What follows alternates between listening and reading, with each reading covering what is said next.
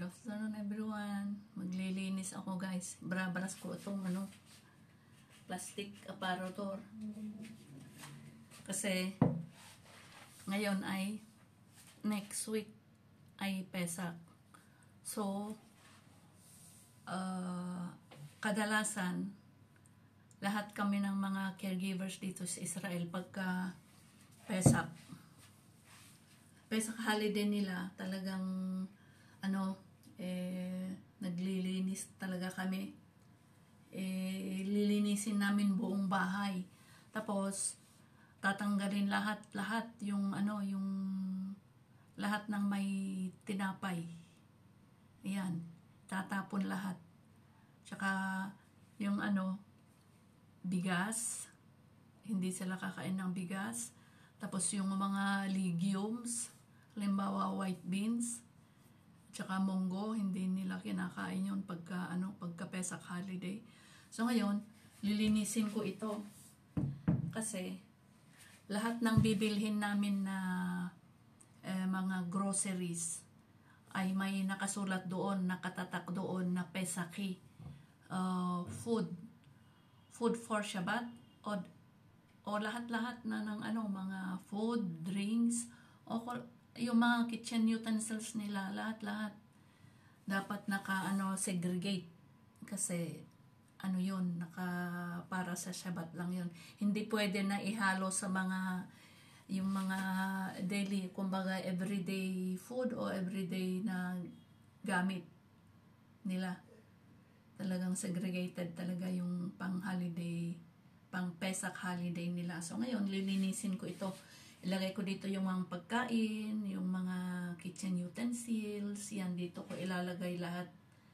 Hindi ko pwedeng gamitin yung kung anong nasa bahay. Yan. So ngayon, lilinisin ko ito.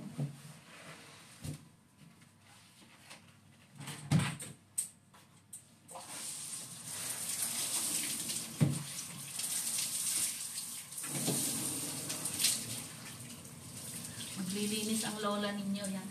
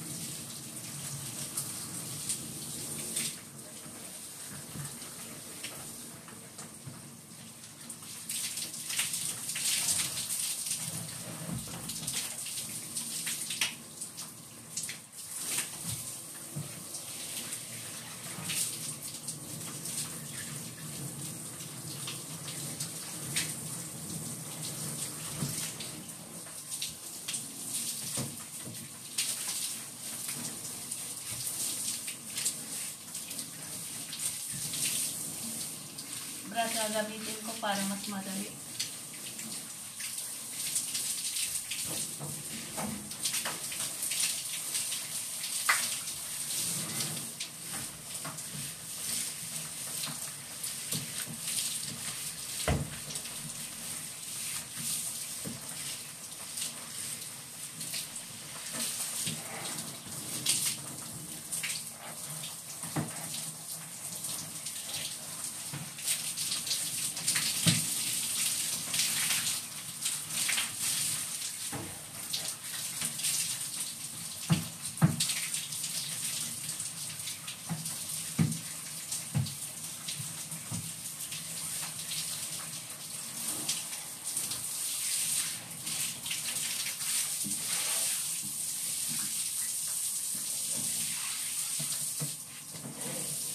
Nakakatakot mahulog. Alam nyo na ang lola, matanda na ako, so kailangan talagang dahan-dahan.